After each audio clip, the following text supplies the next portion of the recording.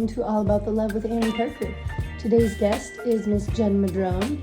She is a local woman who is an author to a brand new book called UpRising that you can get on Amazon. She's also a spiritual wellness coach. She's a sound bowl healer. She's a Reiki Master. She's all sorts of things, and we get into all of it. Lots of talking about different modalities of healing, of up-leveling, and of finding growth within yourself for a better, happier, more healed life. I am really excited about it, and I hope you will be too. Enjoy.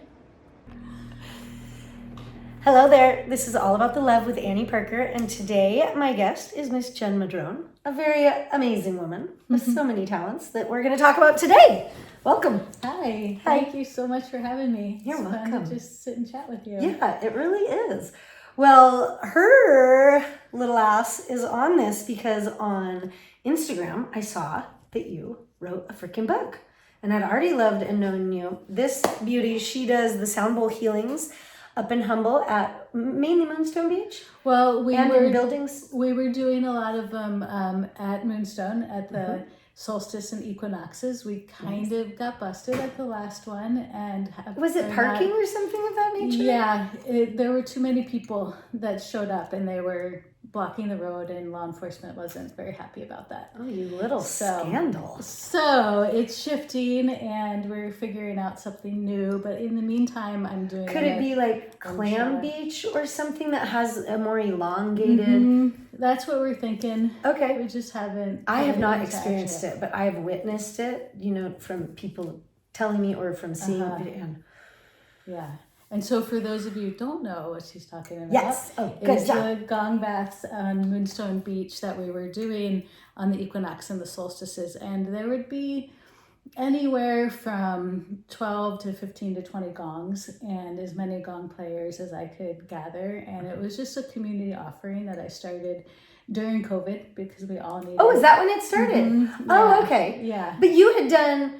Because I met you years ago from the salon. You did sound bowl healing things previously, just as like one-on-one healing, and then you did this more as a community gift. Yeah, I've been doing the private sessions for a long time. Okay. And offering some group sessions locally for probably at least 8 years at different places. Okay. And currently at Om Shala Yoga. And you do like a class there. So it's a once a month group sound bath.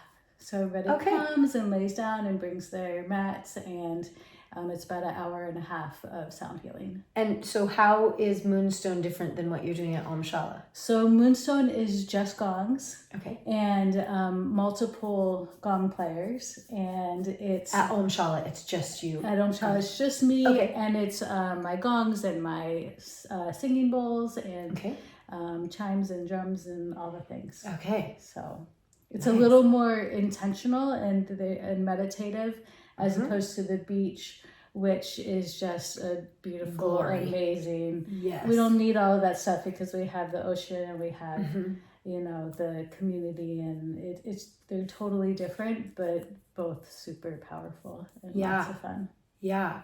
I had never done an Om. And like in a group, like out loud. And like, sometimes when I started on my like spiritual journey, sometimes I'd be like, oh, that hippie shit, like I'm holding space for you. Like now I conceptualize it more. I think a lot of people just throw out hippie spiritual words, and it's like, bitch, you are fake. You are not connected. Don't lie. I had some stuff to it, and it just felt uncomfortable. Maybe it was more uncomfortable. And then it was when Stephanie had the studio right next to Parker's Essential Elements, which is still there, and it was a yoga with an Om at the end, and holy shnikes. I was like, blown away. Right. And then when we lived in the front house, there had been a lot of pain in that home. We had heard, and there was some... Like Patty Davis had to come and do a spirit cleansing. Like there were doors being closed, lots of things happening. And you could just feel it in the home, that we as a family were having hard times and the home was struggling. And I did, on YouTube, you can do the 10-hour sound baths. Right. And I would do that every day when we would leave, as loud as possible for the whole day. And you can come home and feel the How shift. different it is. Yeah. Or like in any kind of tussles or whatever. And now we sleep. But I think that I was thinking about it, knowing that you were coming. I think you're the first person who even brought it to my mind. Because were you telling me I know something about the sound forks, the tuning forks? Yeah. And so I think when I first met you, did you hear something? I was like, oh. So for people who know less than me, and I know nothing, like, can you explain a little? Because it feels like it like goes into all your cells and kind of gives them all a little love bath, like.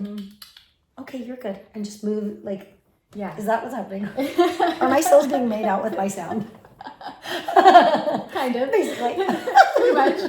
Use your Jen Madrone language on it. Tell me what it is. I mean, yes, that's true in the sense that it creates space in our body. It does so many different things. And so it's releasing nitric oxide into our body, and so that's a natural response that it has to the sound, and that is a pain reliever, that is an anti-inflammatory, that relaxes the nervous system. And so just on a physiological level, that's part of what's happening during sound healing.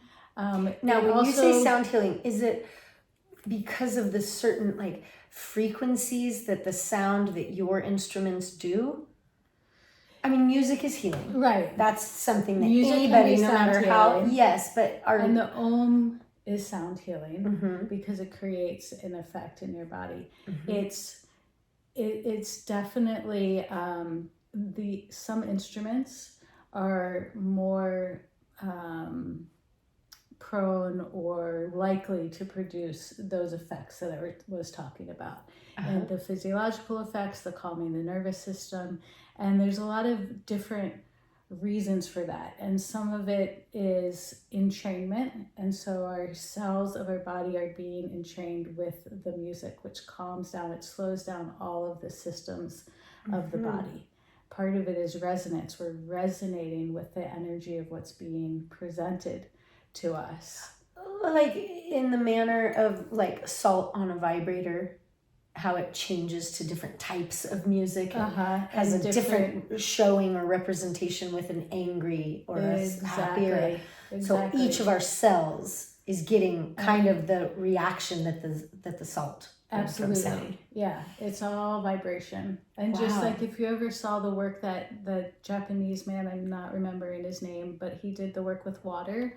And yes, the freezing of it he spoke to it as it was freezing, right? Yeah, exactly. With words of love, and it had these beautiful, incredible geometric shapes. Yeah. And then he did the opposite, words of. And they were still beautiful, but you could see it. Yeah, but they weren't symmetrical. Yeah. One side was like all morphed and it's amazing. It's just incredible what vibration does, because words are vibration. Yeah. And so then if you move that into our instruments that have an even stronger vibration, then you can only imagine what that is doing to the cells of our body and to the water in our body, because sound moves through water. Right. 3 or 4 times faster. And so there is, though, like frequency is scientific. There's I'm asking. Right? Right? Good. But like each instrument contains within it a different frequency, or it's the level of sound that, if you play it lightly, it's a different frequency. And if you play it heavier, do you understand what I'm asking? Yeah, each instrument has a different frequency and is capable of different degrees of that frequency. But also the instruments that I use create a lot of overtones, so it's multiple frequencies being stacked on top of each other. And the reason that is really effective in healing is because the overtones quiet our brain, because our brain is trying to figure out, like, Is that a guitar? Is that a piano? Is that a, and after we have all of these overtones stacked on top of each other, we can't figure it out. There's nothing to figure out, and so the brain stops, and that's when we have almost that like a moment, meditate, like you overdo it like so your mind gets to meditate, and then it just stops, and that's when our natural self-healing abilities can kick in, because there's no interference. Yeah. I remember my first hippie healer, Maya Cooper. Maya Cooper, you are a badass. But She's a badass. She's like, because apparently I need to meditate. If anybody can imagine why a girl like me Maya, I can't. She's like, Annie, I don't care. You can sit there the whole time and you can just cuss at me and you can be like, I fucking hate Maya, I fucking hate Maya, I fucking hate Maya, blah, blah, blah. Just do it. And so I did once because I was like, well, now I passive aggressively, I do my meditations with my feet up the wall, so I'm kind of doing something else. Because I was like, well, can I put lotion on my leg? Just sit there. And well, what if I, and she's like, sit there. And then she's like, I'm like, 20 minutes. She's like, okay, 40. I'm like, 60. You know, it's like you should do it all day. It's really hard, but it is. When I can do it, I'm definitely more grounded and ready to walk. But it is harder than doing burpees for hours. Like, I would rather do math than meditate. Meditation is hard, and a lot of people have this belief that it's easy for some people and hard for others, and it's just not true. It's hard for everybody. Yeah. You know, and because especially now as there's more and more distractions and stimulations. I mean, right. Like if you're a homesteader that's not doing TikTok. I mean, I don't do TikTok. It's probably a little bit easier. Yeah. Right. Because for me, like with my kids and my lover and my friends and my multiple businesses, we all have it is so far to go go to a quiet spot compared to like when I grew up backpacking. Like it was easier for me. Even though I'm naturally it was easier because it was like just horses in the mountain. And, you know, we didn't do TV. We didn't. Where now, I mean, you check to see what time it is, and every part of your mind is exactly. Yeah. And I'm stimulated, really squirrely. Yeah, but just like I tell all of my clients, and I have to tell myself too sometimes. I know. Always keep telling yourself that too. If you just sit there and do it, even if the mind is really fucking busy that day. Even if you don't do it right. You sat there for your 10 minutes and you did your best, it's going to have a positive effect on your life. Some days are going to be better than others, you know, but by doing it and making it a practice and making it part of your life, you are benefiting from it because you're saying, this is a time for me. This is time for me to just fucking slow down, let go of all of the other shit that I don't need to deal with for this 10 minutes. It's setting the intention to love yourself enough to put your little amount of time first. Exactly. Yeah. 100%. So would you say like when you meditate and then when you do sound bowl healings, listening, being there actually with it, that is healing you the same way that meditation does? Similar ways, especially the effect on the nervous system, slowing everything down. But there is definitely an added effect or many added effects because of the physical vibrations that you're feeling through the floor, you know, and big time. Yeah. So that is a much stronger component than just meditating. Yeah. I even like after I did that even just when my voice hits a certain thing, like it just did there, I'm now like, oh, I just cuddled myself. You know, you can kind of feel how that feels. Yeah. Would you like if somebody was healing from a divorce, would you use different instruments if it was a one-on-one healing? If I came to you and I was healing from a divorce, if I came to you and I was healing from cancer, would you do different music instruments? Absolutely. Okay, can you just off the top of your head, like what would be good for divorce? What instrument? I mean, it definitely depends on each person and where they're at in the journey and what they need. And if someone is going through a lot of trauma and it's a very overstimulating, traumatic time in their life, I'm probably going to be more gentle with them, or I'm going to start off much more gentler. When someone's head is spinning out and they just need to drop into their body and they need to be present, it's going to be much stronger vibrations and sounds. But a whole nother aspect of this is the tuning forks I use are planetary tuning forks. Explain that, because obviously I remember being excited to know, and then my brain messes it all up. Yeah, so the planetary tuning forks are each tuned to a different planetary frequency based on NASA calculations and other calculations. As in the fabrication of the metal that creates the fork? And how the fork is, they put the weights on it, so how the fork is created. Creates each frequency. To be like, as in Earth has a different molecular compound than Mars, so one of them has a different frequency than Mars, and so from like the periodic table of elements or whatever. Like, what do you mean? How from NASA calculations, so they're able to listen to the planets, and a lot of the frequencies are either above or below our range of hearing, and so they just bring it up an octave or up a few octaves until it's in the range of our hearing. And so these are the sounds of the planets. These are what like how the whales, like you put a sonar down and you're like, oh my Lord, listen to that. Exactly. It's like if you are outside of Earth's gravitational pull and you're out there in the universe, the Earth is setting out a sound bath. Yeah. And every planet is. Absolutely. People, are you hearing this? Wow. Yeah. When I first started learning this, I was like a little skeptical and was trying to figure it all out. And I remember we went down to the Bay Area for a field trip, and it was during the solar eclipse. And it was at the, like, not a science center, exploratorium. And so they had this whole thing about the eclipse, and we went in this room and they were playing a visual of NASA footage of the eclipse and the sound of the eclipse of the sun. And I walked in there and it was exactly what my sun tuning fork sounds like. And I was just in awe, and I sat there for a couple hours. Someone had to come drag me out because it was just... My mind is blown so right now. So beautiful. I mean, because a lot of times when I am in a kerfuffle, you know, my panties are in a bunch, fear. So often I like to, you know, like how in movies you'll like jettison out of their room, their house, their town, their this, and like I do that in my mind out to space and realize, baby, you are just a little speck of sand. Your troubles, your worry, your strife, it's all little, you know, and to imagine that once I get up there, that there's like a party going on with different, I mean, I know that I am, I mean, look at the tides, look at hospitals, like full moons, I acknowledge very deeply that all the stuff out there is pulling in. But to think they've got their own radio station too, wow.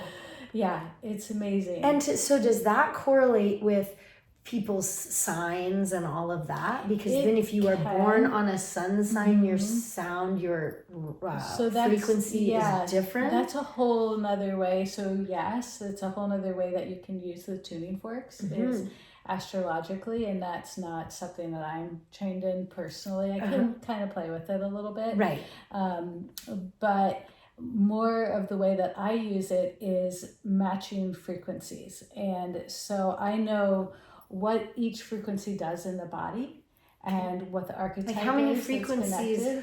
Like last night, my honey and I played something frequency.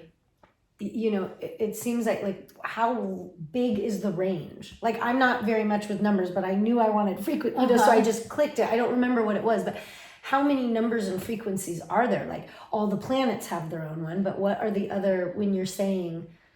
There's countless ways to pull out frequencies from the universe. So we have our musical scale. We have the solfeggio frequencies, which is probably what you're listening to. Okay. And that's just a system that someone discovered like mathematically. And so there's really countless systems that we can use. Which mathematically is in like sacred geometry, which a lot of that salt and ice do is they create within that sound or it's within that freezing, they're creating sacred geometry. It's like that kind of math. It's part of it. It's not I don't fully understand it because it's not how my brain works. Yeah, right. Know? I know I grasp a lot of things that I'm like, oh, that's for the other people. That's for the other brain people. My brain just knows it's there. Exactly. man. Yeah. So how did this come to you? Where? So I had someone use the tuning forks on me once in an acupuncture session, and I just immediately was in love with them. And I'm like, I need these I need to learn this so I can use it in my massage and energy work When sessions. it happened to you, what did you feel? What were you? I don't know. I just know I really needed it, and it was very grounding, and it brought me right into my body. And I was like, "No, I need this in my life." Yeah. You know, you have those moments. Yes, very much. Where it's just clear, Mm-hmm. and so it was clear, and so I went and did the training. Had you been a healer? I mean, what would you call yourself? Well, Beyond brilliant. Like, are you a healer or are you a little hippie healer? I call anybody that's cute a hippie healer. Do you like eating from the earth? Do you believe in spiritual things? Hippie healer you are. Ta-da! In the like broader stage of the world, yes, I would say that's probably accurate. And then what would you say for on me, I don't know what I call myself. I'm a practitioner, I'm a sound healer, I'm a massage therapist. I'm a spiritual coach. A spiritual coach. That I like that. Okay, a spiritual coach. Yeah. And that's similar to what the book came from, right? Yes. Okay. Absolutely. Okay, keep going on the sound, but we'll get to the book. It's kind of stressing me out. I was earlier, I used to read like a book a week, and now I have like 8 books next to my bed, and I haven't even finished the one from this summer. Yeah, she still needs to read my book. I know. The boys always make fun of me because I have books all over the house, and I'm a pretend reader now. Like, I'm a reader, but I'm really not, because half of a book since summer, I'm like, oh my, don't read me another book I want to read. The stress of all I want to know. You'll have time eventually. Yeah, but were you, before you found the tuning forks, were you already on this hippie healer path? I was, yes. I've been doing massage therapy for a long time. Right? Yeah, everybody gets Reiki, in there. Reiki and energy work. Started with herbalism when I moved to Humboldt. What got you to Humboldt? Traveling. The typical Grateful Dead tour. Look at this, marijuana and trees and beaches. I'm in. Sign me up. No, yeah, we just kind of ended up here, and I remember being in the redwoods and just looking at the redwoods and being like, okay, I'm not ready to stop traveling and settle down yet, but I'll be back. And so a couple of years later, I came back, and I've been here for like 25 years. Nice. I've been back for like 25 years, and I still every day. I'm like, oh, I like you. Oh, I like you. Oh, I like you. You know, like people, places, things, smells, visions. Oh, golly. All of it. Yeah. Nice. Okay, so then keep going on your journey. So I added... Did you do the massaging while you were traveling? Was that like how you... No, that was once I settled Once down. you got here. Okay, so you started with massage and herbalism. Actually, with herbalism was the first at Dandelion Herbal Center with Jane. Oh, yes. That was the very first thing I did when I landed here. Yeah, she helped me after I gave birth. She made some tinctures. Yeah. And she awesome. doesn't do the school anymore. No, she passed it on to some of her students. Oh, good. So somebody's still doing it. Yes, and the name Jessica, 2 Jessicas maybe. Like the name of it is called 2 Jessicas? No. That would be cute. She passed them on to. So it's in Fieldbrook? I think and it's still, called Dandelion something? It's called Dandelion Herbal Center. Nice. I called her, but then she made the tinctures. Oh, it was my dog. Do you remember Arlo? Oh, he was such a little crackhead. And I was having like anger hangovers because he was so difficult. And I got a pet psychic that did the muscle testing on. And I had to tell him to sit, stay, and heal more. I had just given birth to Livia. So I wasn't walking him every morning for 6 miles at 5 a.m. Sit, stay, heal, you know. I was like, oh, you poor dog. Now Olivia's cuter than you. So I was like, just letting him be and he needed it. And so it was a tincture for that. And so I ordered it from her, but then she sent it to Moonrise Herbs. Oh, okay. On the plaza. Cool. Yeah. got it. Because that was just a school. Like, you don't go and buy things there. Right. Okay. Right. Jane had been doing trainings for so long, probably 30, 40 years for all I know. Like, a long time. She's a Humboldt staple. She's amazing and has had that school there and that training. That's awesome that she passed it on. Yeah. Too. Yeah. I like it when things get to keep going. Yeah. So there was the herbalism and the massage, and then Reiki and energy work was added in there, and then the tuning forks. And I thought that I was just going to use the tuning forks as part of my sessions and my therapies, and then I discovered the gongs, and it was all over. It's like, one hit. Mm-hmm. I've only hit one once, and it makes my nipple over here hard to sleep because it's like when you hit it, like, it's like electrifying, like whoosh, like straight through the body. Kind of like I remember the first time I hit a baseball. Oh, interesting. It was the wood and the reverberation and the power and the sound and even just the sound with the trajectory. I was like, oh, dang. Yeah. And then I got hit by a ball and I was like, well, okay, I'm not sure. The coach gave free gum, so I kept riding my bike to practice, that's for sure. I'd do anything for Bubblicious back then. We weren't allowed any packaged food, so I'd do anything for a sugary treat. From gong to baseball bat. Maybe I'll be a sound bowl healer one day. That could be my story. That's how you discovered. Right? Sound healing. Yeah. So what does your house look like? Do you just have musical instruments? Because gongs are big. The one I've seen on your Instagram, it's like... Yeah. I mean, is it as round, like from knee to neck? Yeah, the biggest one is 36 inches, I believe. Okay. So, yeah, it's a good size, and they have, a 32 and a 28, I think. Okay. They're in my office because my house is not big enough to hold it all, and I use them in my private sessions anyway. So, most of that stuff is in my office. I have a big crystal bowl in my house, which... I have to have, at least a few instruments there. So. And then how did you learn? How, is there, like with the herbals and with the massage, there's a school. Right. And the Acutonics is the name of the tuning forks.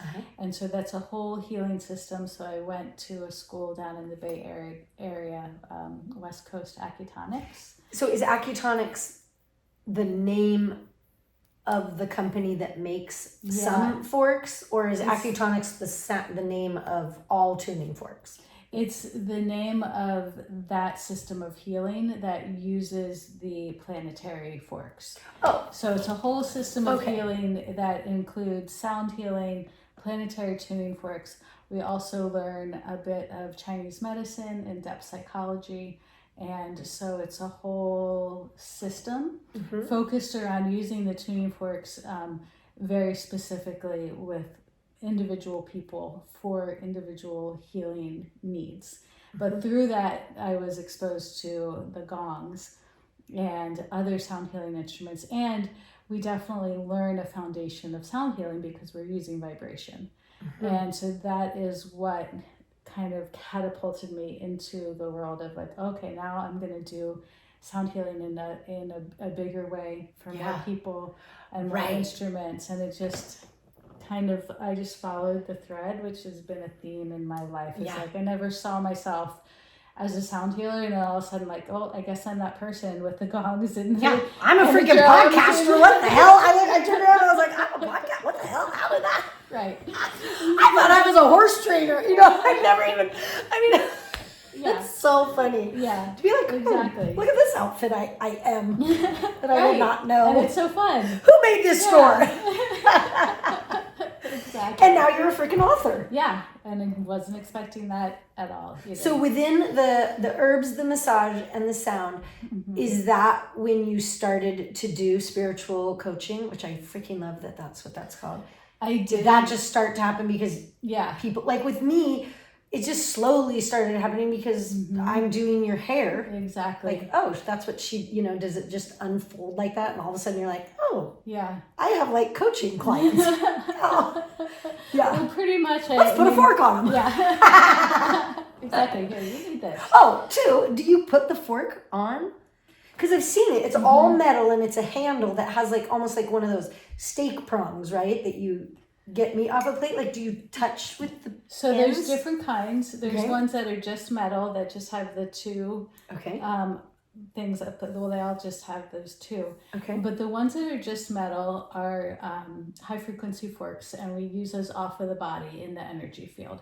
If we put them on the body, they stop resonating, basically. Right. Yeah. And so we have weighted forks that have these little weights on the end of each side, and that helps the fork to keep vibrating. So we can put those directly on the body, on acupuncture points and meridians, on places of pain, inflammation, whatever we need. So we do both, on and off. Okay. What about like white noise? Does white noise have a frequency?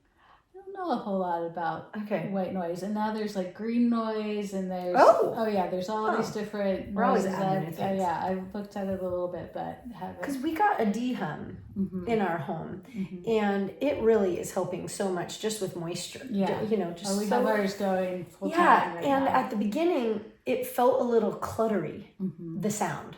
But now it feels kind of cozy. Yeah.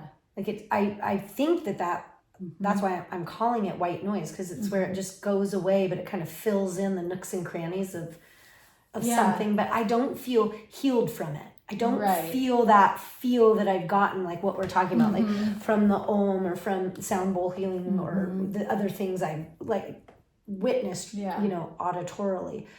But it does feel good. It just isn't like, it's not doing that little mini makeout session, but it does feel good. I wonder what it does.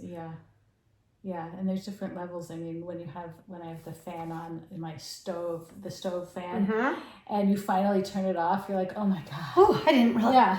So you know, that was driving me nuts. Yes. So it's like the background noise of our life is kind of like to bring it back to meditation. Yes, I like where you're until we turn it off, we turn off that background noise to realize how overpowering it really is. Yeah. I do yoga with Adrienne sometimes. Oh, I love that little hottie. Some of that, Oh, she's so cute. But in one, we're like in a downward dog, and she like looks up. You know, she's so sweet. Yeah. And she's like, just put your mouth into a smile and feel your heart smile. And I did, and it really, it does. It's amazing with just simple little things. Like I hadn't even realized, and now I do it a lot. Like I have a resting bitch face. And I think I have so much in my mind is like a crazy place to be in a lot of times. And now that with that smile, I'm like, wow, my face was like not that a smile is relaxing, but it relaxes you when you do it. You know, I mean, you are flexing a muscle, but I can feel, you know, or in yoga where they're like, you know, get your shoulders away from your ears. I was like, oh golly, they really were crawling up there. You know, you don't know how cracked you are until you take a breather. Exactly. You just have to step back sometimes. Yeah. So tell me about how all of this turned into, let me show the people that are watching. UpRising, Jen Madrone, surviving and thriving in a world that is waking up. Yes, we are. So you were saying this started during COVID, which is a great time to start all sorts of brilliance. Right. It was interesting how the universe set me up as it does. Yes. So tricky, that whole universe. Like, what you doing back there? Stop it! I'm in charge.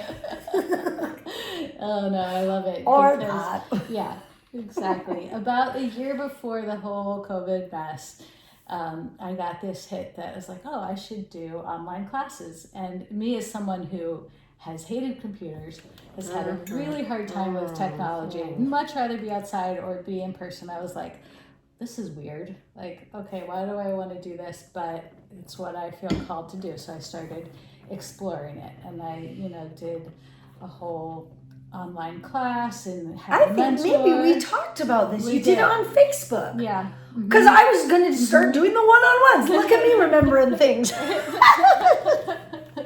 We had our own podcast, non-podcast talk about it. We did. We started this podcast episode a long time ago. We really did. No doubt. We've been practicing. Okay. Yeah. And how, do you still do the Facebook stuff? Facebook just cock-blocked me. Yeah. It's a hard I mean, I peek on there because I look for my son's Humboldt sports articles, and then when my mom travels, she posts pictures on there. But like Instagram is still hard for me as an entrepreneur. I am opening up and allowing it to not terrify me or, just loosen up with it. But Facebook, I don't even like heart. Like when I come there, I'm like, I don't even want you guys to know I'm here. Like, you are confusing. Yeah. I had to get through a lot to get to the point where I was doing live Facebook videos for my group that I had developed. And this all, it took a good year to kind of figure out what I was teaching, why I was teaching it. I know, right? Like, who I was teaching it to, And who did it start out with, though? Did you have a handful of people that you had already counseled that was kind of your, like, how did it start? Well, I had been doing this work of helping people through the awakening process.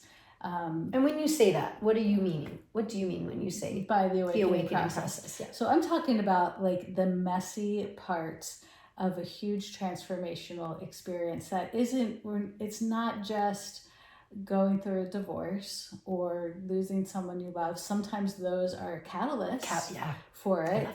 But it's not just that. It's something much bigger than that. And it's a transformational process that shifts our consciousness. It shifts everything about us. It's an energy shift. It's a download of energy. It's like when the rug gets pulled out from under your feet and everything you believe is now in question. And you're sitting there going, what the actual fuck? Yeah. Not just because of what's happening in your life, but because the way that you look at the world has changed dramatically. Yeah, and COVID really was the catalyst of all of that. For a lot of people. And so as we went into COVID, this is the work I started to do. And I built a Facebook group and realized it had already been being built a little bit before that, right? Yeah, but just barely taking off. Okay. And as I was doing this work, I realized more and more that there's so many people, and it was mostly just within the United States, but a few people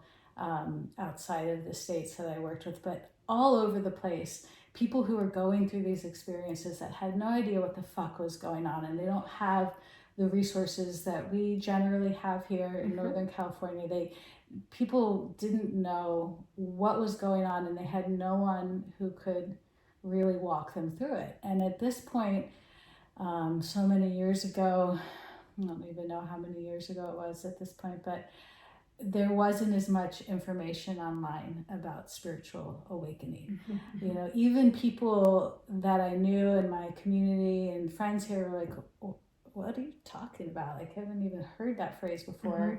And now there's a ton of information and misinformation out there. So much misinformation about it. Yeah. But I mean, you can type in a question and have the one way and the other way as fact. Like, you can just find whatever you want. Exactly. Intuition, people. We gotta start using the middle ground, what do I think? Because you can find fact for anything you feel like believing. Anything you want to back up. It doesn't matter what it is. So I just kind of dove in and started doing this work, and found out that's why the universe was priming me for this a year in advance, because all of a sudden here now we're all in quarantine and I can't do my work at the office. I can't see people in person. And thank you, Goddess, universe, all of it. Thanks for getting this party started. Lining it up for me. And for sure. And it was really transformative for myself as well, because I also was being forced to step out in a way that I wasn't comfortable with at first. Me too, man. Yeah. So it was a lot of big changes. It was a lot of learning and growth for me, and then also working with these people going through these transformational processes. And like you said, COVID caused a lot of awakenings. There's a whole different category of COVID awakenings that happened during this time. Which I think is it was probably the first time I was ever allowed to chill. Like, it was crazy what was allowed to happen in my system to not wake up and need to go. As an entrepreneur, I got a little bit of money And I'd never had baby pay. I'd never got money from hurting myself. I've just been working through it all. Yeah. And to be like, are you kidding? I get to hang out with my family. They're so freaking cute in this house. Like it was crazy time. Yeah. To be like, I am making money and all I get to do is flirt with you guys today. Mm-hmm. Like everything shifted on its head. For some people, it was that. It's finally we got to be quiet. We got to have space. Yes. And for other people, it was trauma. Oh, I spent a little bit of time every day sending love, or even to the peeps living in the cities. And so all of that was the perfect storm for these awakening. For you to be needed. And for these awakening experiences, which I think is a higher purpose of all of that, of everything we experienced. Yes. And really is the higher purpose as life continues to shift personally and collectively, like all of the pain we experienced. The higher purpose of it is to push us out of our comfort zone, to push us out of our attachment to the illusions that we've really invested ourselves into and see what the truth really is. Yeah. Yeah. So that was my leap. And I did that for, many years, 3 or 4 years. So is it still up? It's still up. And what's it called? I'm not as active in the group. Like while you were doing it, it was up. You were slowly getting people from here, from America and from abroad, doing Facebook Lives. So you would just start speaking about something and then people would come in. And then when you're not doing the lives, are you responding to them, talking, supporting them, and then they're becoming your clients through that? Exactly. Okay. Yeah. And so now you've already built that. Now you have more one-on-ones. You're doing more of everything. So that's still there. But it's not where all of your intention is going. Yeah. Okay. And I was burnt out on the computer as now, did you make money from that or just from funneling from there to your one-on-ones? Just from the one-on-ones. Okay. So I was Facebook Live was the... Yeah. I was, I created this group and offering, content, for lack of a better word, information, videos, and we were having an exchange of energy. Everyone was there sharing their experiences. And then, after I offered a video, at the end I would often say, like, if you're struggling with this and you need more help, just reach out to me. Beautiful. And that's where we would take it. And so, I had a lot of people that I interacted with that never became my clients, but shared incredible stories with me. Yeah. And just amazing insights and experiences that happened. And it was really amazing. And I still have that to a certain degree, but I'm working less on the computer and more in person at this point. Yeah. And so when we started coming out of the whole COVID mess and back into person, I decided that, actually it was one of my very first clients who I was doing this program with. And he told me right away, he was like, you need to write a book. You need to put all of this in a book. And I just laughed. Of this, as in all of the content that you were putting on your Facebook, and what I was teaching him in the class, and how I was helping him, the tools in your one-on-ones. Yeah. Yes. In the blueprint course. You share almost. Yeah. And so I laughed at him, and I'm like, yeah, right. I'll never write a book. And he constantly teased me about it. He'd be like, how's your book going? And so I love a friend like that. Yeah. Thanks for adding to my to-do list. Well, I just never thought that's what I'd be doing. But he planted that seed. Yes. And so years later, especially when I was feeling the desire to pull away from the constant online teaching and all of that, I was like, it's time. It's time to put this down in a book. I don't know how I'm going to do it. I don't know what it's going to look like, but let's just put it down and put it out there. It's a pretty book. How did you go about it? Okay, so he planted the seed. How long did that little bad boy ferment before you wrote your first word? Probably 3 or 4 years. Little Bobo doesn't want to be left out. Probably how many years? 3 or 4 years. Okay. Yeah, until I started, and then 2 years to write the book. Okay, and how did you write it? Like, what was your process? Excuse us. So, great question. Hello, Hi. Bobo's. Bobo's here. Oh, thank you. Thank you. Bo, you can't take Jen's spot. Bo's my dog, for everybody who is not listening. He's a little angel, but he likes to be part of parties. I'm looking at you. He's so sweet. So sweet. So, it's a great question. I think I started with an outline. Yeah. Because some of my friends have gone to you and are in love. And I feel like Amber was saying that you maybe had something like a printed out, like, do you have something that you, like a process that she goes through or something like that? Yeah, well, she did the 8-week program with me, just like the guy that I was talking about. Same program. Okay. So it's the same thing. So they're getting information. Some of it is in print form, some of it's in video form, some of it's interactive. We're meeting. So I did have some content already kind of written out. Like the book is a little bit, the 8-week course is kind of the skeleton of the book. And naively, I was like, oh, this book will be easy to write because I'll just take the content and turn it into a book. And it didn't really work like that, of course.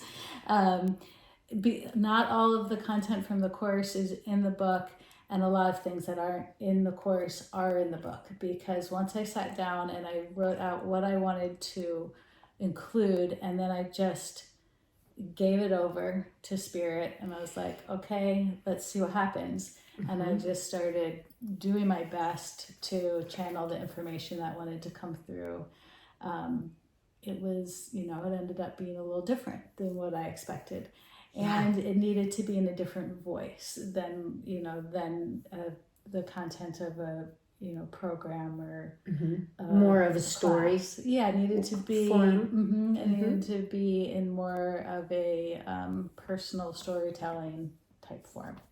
So that's what I did. That's why it took 2 years, because I just took my time. And so did you write with pencil? Like, how were your... I wrote on the computer. I thought that I would start by writing it out, because I'm not really a computer person, but it was such a mess. You're just like crossing everything out. And it was my hand so gets much very easier. tired. It's funny.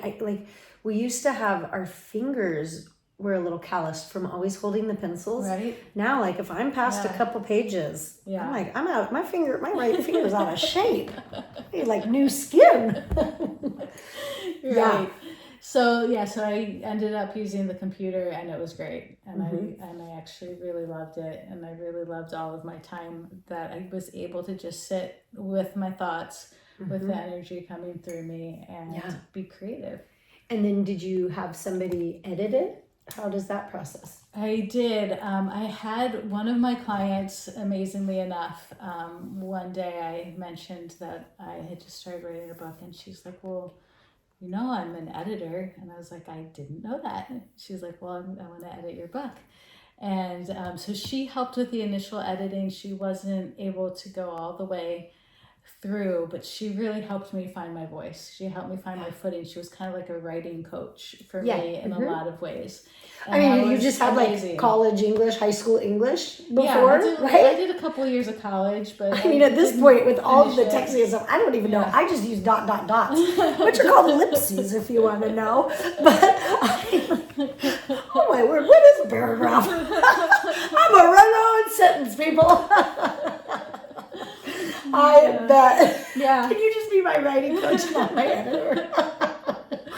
So that was the perfect start. And how many times, would you give her a chapter? Did you write the whole rough draft? Like how, when did she come in? When was the help started? So in the beginning, it was I'd finish a chapter and I'd pass it on to her. And after a couple chapters, she wasn't able to continue that. And so then I just finished.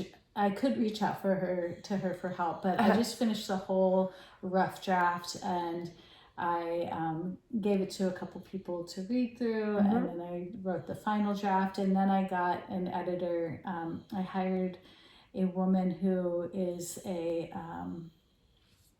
it's a type of editing, and my brain just lost the word, but I'll think of it in a minute. But basically what she did for me, she did the editing and the formatting, and helped me with formatting, the like Amazon. Preface, index, all that kind of jazz. Exactly. Yeah. To make it look like a book. Take it from a Google Doc. Right. Yeah. Oh, I love it. Yeah. Isn't it funny Yeah. that it's like when you try on a dress at a store. You're like, okay, baby, you are not going to look like this. And then the night of the event, you've got like pants, you got underwear, you got shoes, you got this, and you're like, now we're there. I can tell you it's just a Google Doc. Right. Exactly. And then you just got to add the accessories and bam. Bam. It's I mean, it's a fucking book. Yeah. Yeah. It's kind of on Amazon. Yeah. So hybrid publishing is what I was trying to think of. Oh, yes. There's hybrid publishers now that help self-publishers basically get through the process and get the things that we need without, doing the whole publishing process. Yeah. And so I worked with a company that did that, a really awesome woman at Green Heart Living is her company, and so she helped me with that. She also helped me with the Amazon process. And so Green Heart is her company. But Amazon is the one publishing it. I'm the one they just publishing make it. So I'm the one officially publishing it. Oh, you're the publishing. I'm the publisher. Okay. But Amazon is the distributor. So when they are ordered, Amazon makes them. Exactly.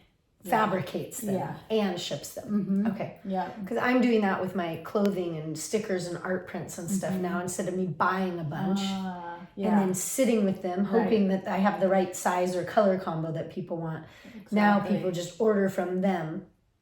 Yeah, it's great. It's really, It's brilliant. Do you know my whole All About the Love started from wanting to publish books? Really? Yeah. In high school, my dream, I loved photography.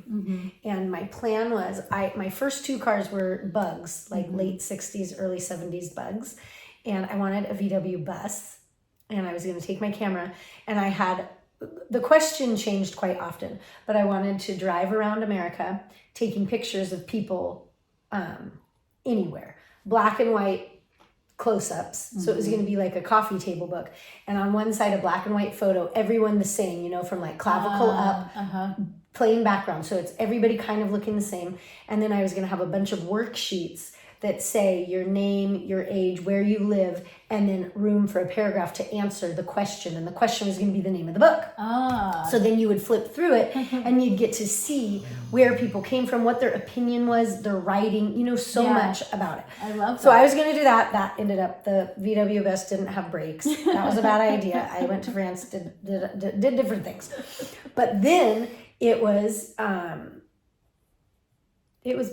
way before COVID, but I wanted to make, which I will make when I'm wealthy. Maybe when the podcast makes money, I'll do it. And I want to do it as a gift to Humble, but it was going to be For the Love of Humble, a book series with the art and all of that. Now I forget even why I was saying that. Oh, but I was looking into it. I wanted to do it through Bug Press, but it was too expensive. And I was like, heartbroken. Like I had already done that. That's where the greeting cards are from, because I'd done the alphabet and the numbers. It's going to be like numbers, alphabets, foliage, and animals of Humble, 4 different ones, so they can be baby books and they can be coffee table books because they're pretty. And so I looked into the publishing, and I think it was relatively new, but such an awesome thing to be able to really create and get it out there. Yeah. Because all the glory that is within that Google Doc, it's like not taken as serious until it's a book. Right. Right. There is that feel of like, there's an energy behind just holding the book. Yeah. And being able to flip through it. Like I know.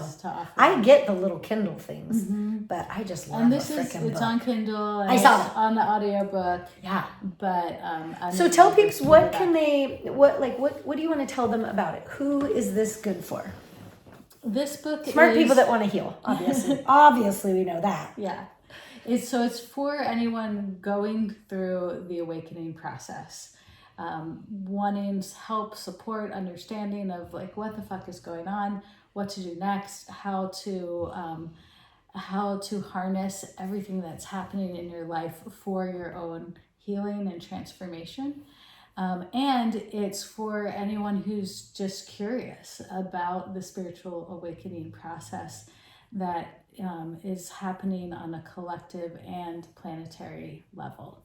And so, spiritual seekers, people who've already been through the awakening process and, want to understand it better, or people that are going through it, or people who are curious or wanting to, move in that direction. Yeah. It's for all those people. I like it. I'm really excited. That is really awesome. So how long has it been out for? A couple months, I think?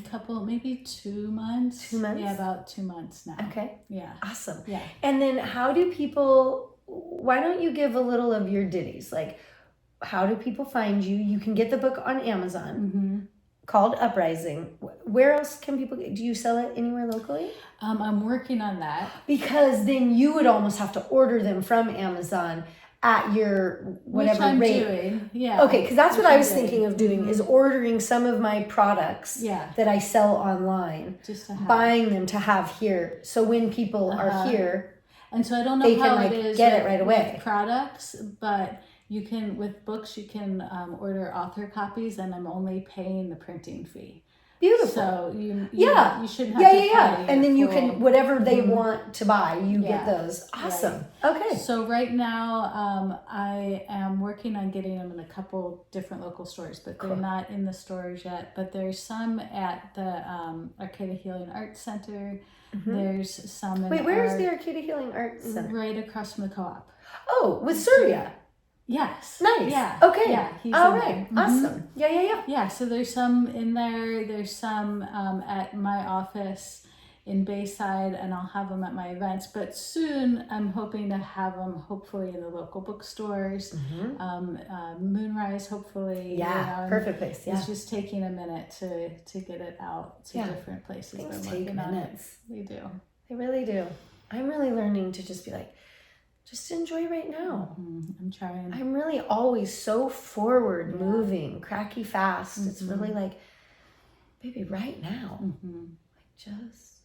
Yeah, step by step. Yeah, because really the steps are beautiful. Yeah.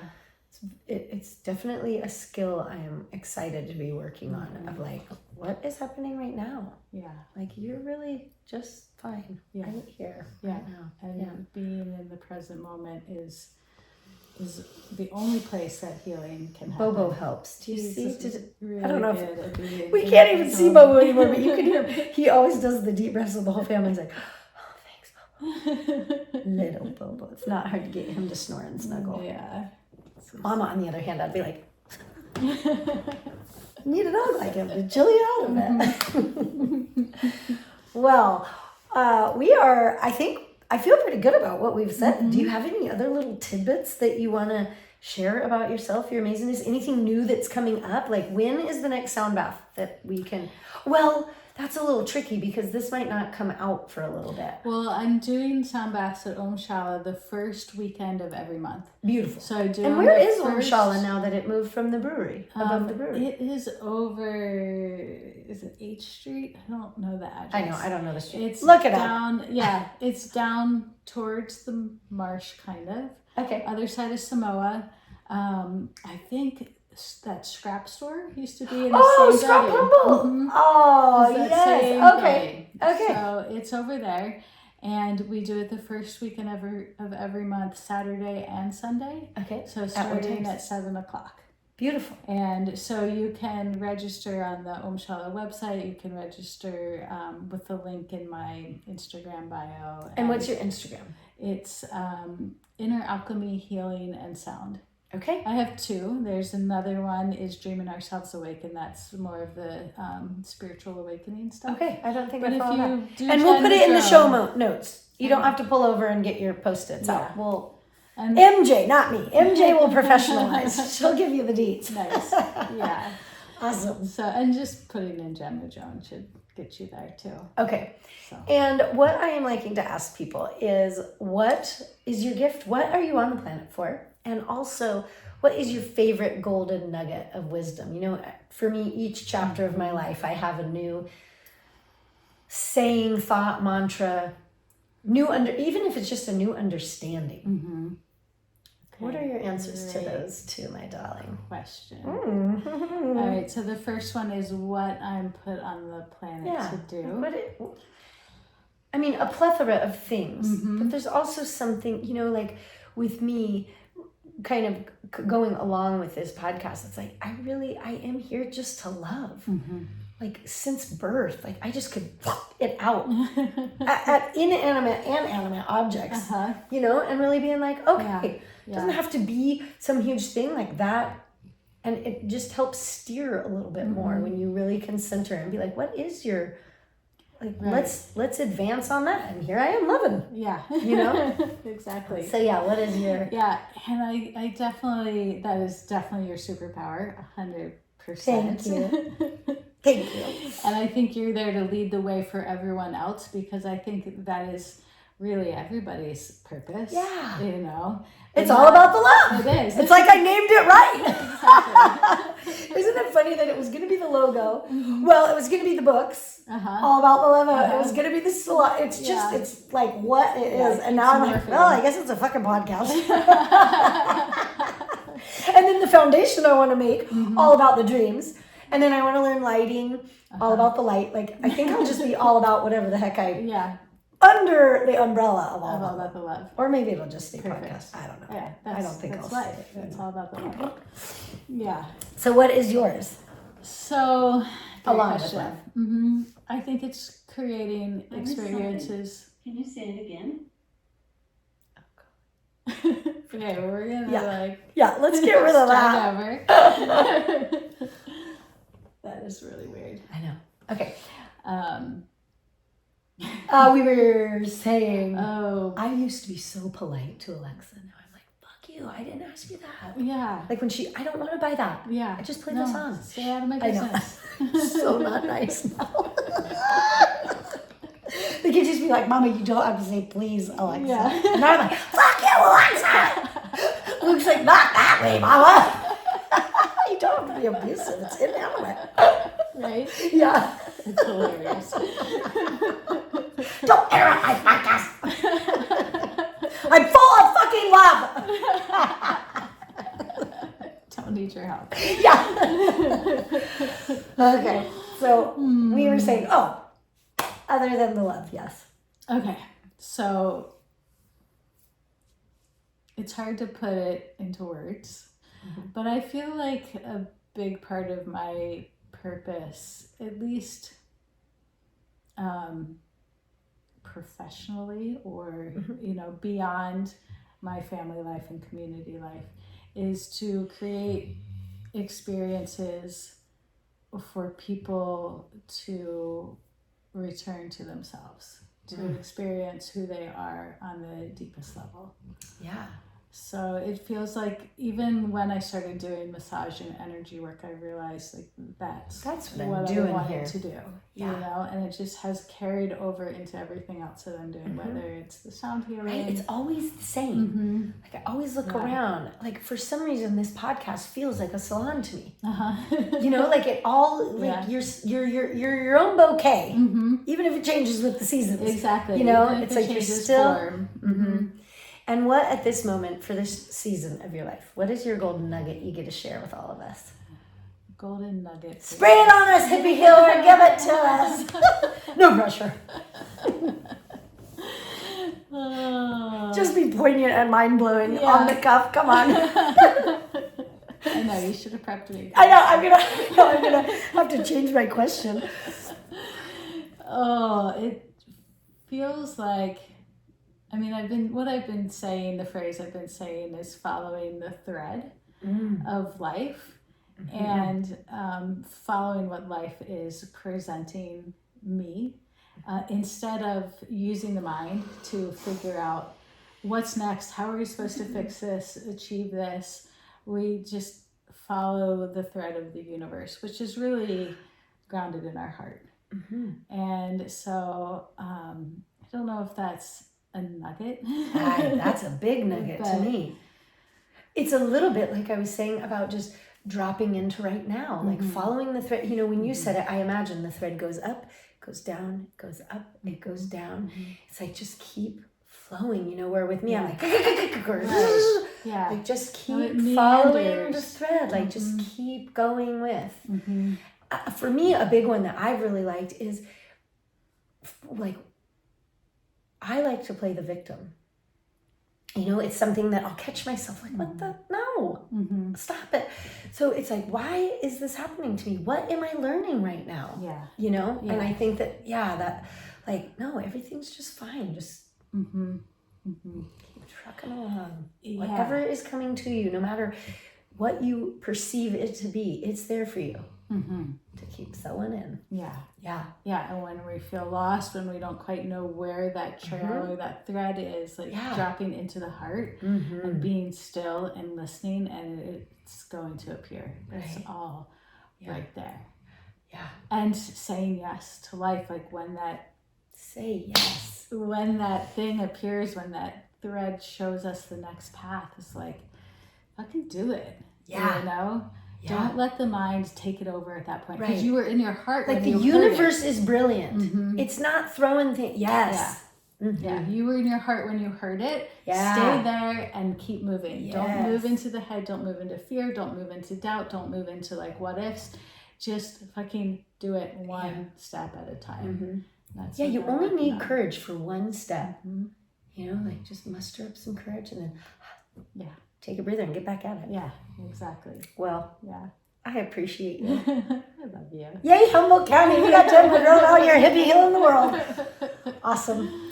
Thank you. Yeah, thank you so much. It's so fun. Yeah, it's always fun. It was. Now get your ass to Amazon and get her book. All right, thanks for listening.